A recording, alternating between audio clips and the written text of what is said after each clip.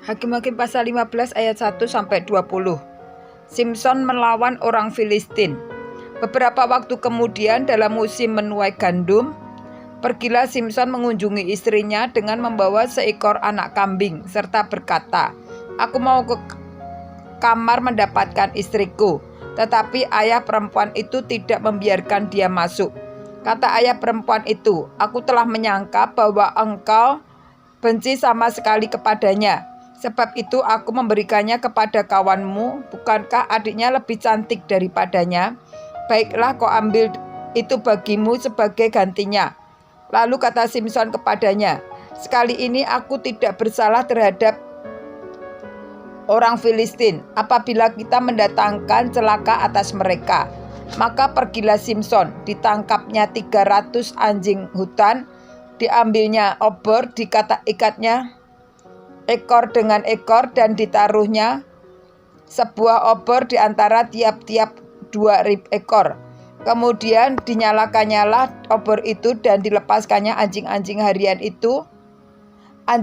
hutan itu ke gandum yang belum dituai kepunyaan orang Filistin, sehingga terbakarlah tumpukan-tumpukan gandum dan gandum yang belum dituai dan kebun-kebun pohon zaitun. Berkatalah orang Filistin,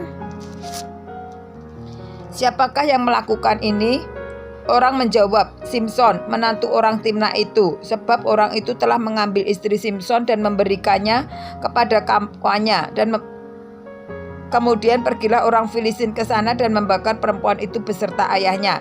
Lalu berkatalah Simson kepada mereka, "Jika kamu berbuat demikian, sesungguhnya aku takkan berhenti sebelum aku membalaskannya kepada kamu." Dan dengan pukulan yang hebat ia meremukkan tulang-tulang mereka.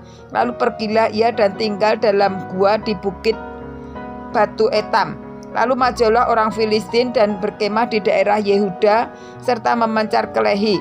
Berkatalah orang-orang Yehuda, "Mengapa kamu maju menyerang kami?" Lalu jawab mereka, "Kami maju untuk mengikat Simson dan memperlakukan dia seperti dia memperlakukan kami." Kemudian turunlah 3.000 orang dari suku Yehuda ke gua gunung Batu Etam dan berkata kepada Simson, "Tidakkah kau ketahui bahwa orang Filistin berkuasa atas kita? Apakah juga yang telah kau perbuat terhadap kami?" Tetapi jawabnya kepada mereka, "Seperti mereka memperlakukan aku, demikianlah aku memperlakukan mereka." Kata mereka kepadanya, "Kami datang ke sini untuk mengikat dan menyerahkan engkau ke dalam tangan orang Filistin." Tetapi jawab Simson kepada mereka, "Bersumpahlah kepadaku bahwa kamu sendiri tidak akan menyerang aku." Lalu kata mereka kepadanya, "Tidak, kami hanya mau mengikat engkau dan menyerahkan engkau ke dalam tangan mereka, tetapi membunuh engkau kami tidak mau." Maka mereka mengikat dia dengan 2 tali baru dan membawa dia dari bukit batu itu. Setelah ia sampai ke Lehi dan orang-orang Filistin mendatangi dia dengan bersorak-sorai, maka berkuasalah roh Tuhan atas dia, dan tali-tali pada tangannya menjadi seperti batang rami yang telah habis dimakan api, dan segala pengikatnya hancur tanggal dari tangannya. Kemudian ia menemui sebuah tulang rahang keledai yang masih baru. Diulurkannya tangannya, dipungutnya dan dipukulnya mati 1.000 orang dengan tulang itu. Berkatalah Simson, "Dengan rahang keledai bangsa keledai itu kuajar, dengan rahang keledai 1.000 orang kupukul." Setelah berkata demikian, dilemparkanlah tulang rahang itu dari tangannya. Kemudian dinamanya tempat itu Ramat Lehi. Ketika ia sangat haus, berserulah ia kepada Tuhan, "Oleh tangan hambamu ia telah kau berikan kemenangan yang besar ini.